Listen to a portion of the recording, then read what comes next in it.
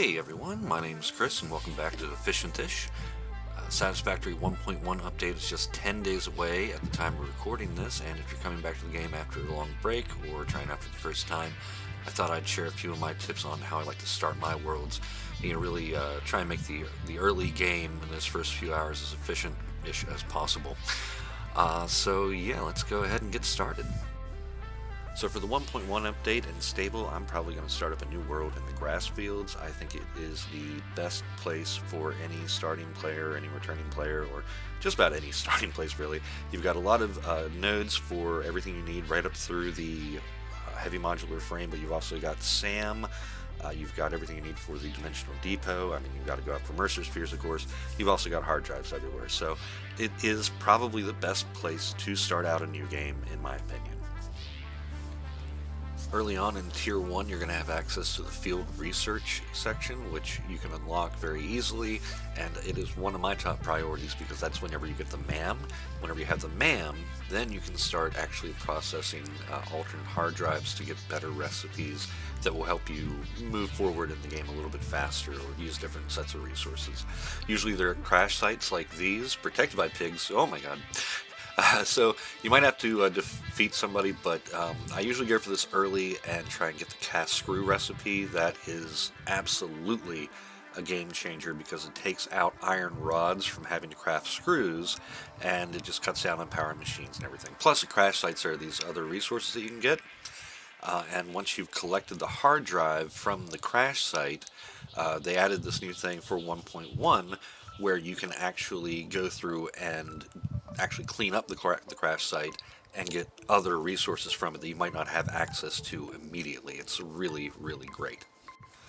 My next tip also involves research, because once you have the MAM unlocked, you can go in and find out what other resource nodes do by collecting them. Certain things like quartz, caterium, sulfur, just a lot of these standalone nodes that you find laying around that you might not have unlocked yet. If you go into the MAM, you can find their tech trees and research little things as you go through.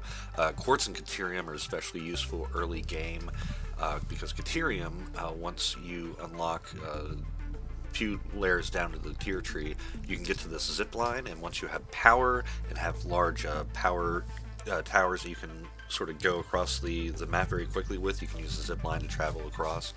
Quartz is really great for a couple of reasons. One, it gives you access to the Blade Runners, which are very important for running faster, jumping higher, and sustaining less damage if you fall. Plus, there is an inventory boost from that same tech tree.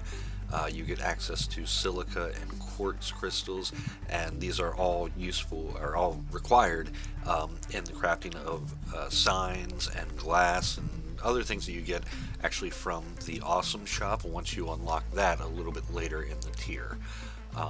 But yeah, as you can see here, we have also, like, sulfur unlocks our basic explosives, which you can access early on. Yeah, you really, all in all, you want to just focus on the tech tree, I think, as you're starting out your playthrough.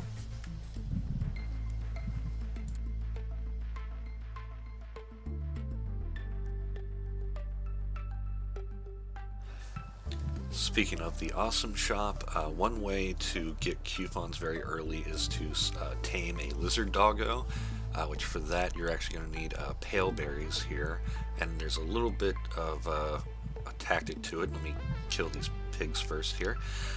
What you need to do is you need to drop the pale berry in front of you. Don't equip it, but drop it on the ground and wait for the lizard doggo to come over. Once he sees it, gives a little num num num, and then I don't know if you need to pet him, but you're gonna pet him, and I like to rename them, and that's named after my roommate's cat. It's not my cat, but he likes to stay with me a lot. Anyway, once you have them tamed, then you make the long trek back to your hub. I like to, once I have them back at the hub area, I try to make a little pen for them so that I don't destroy them by accident, which is easier said than done sometimes. But if you check back on your lizard doggos every so often, they will give you, they'll have items that they somehow fetch while in captivity. And sometimes those are useful items you need in the moment. but a lot of times they're also just things that you need um, to unlock computer hard drives, or things to unlock tech trees. Uh, like this one here, I got 26 crystal oscillators from it, and I'm not going to use those right now, but I can turn them in at the Awesome Shop, which will give me just a whole lot of points.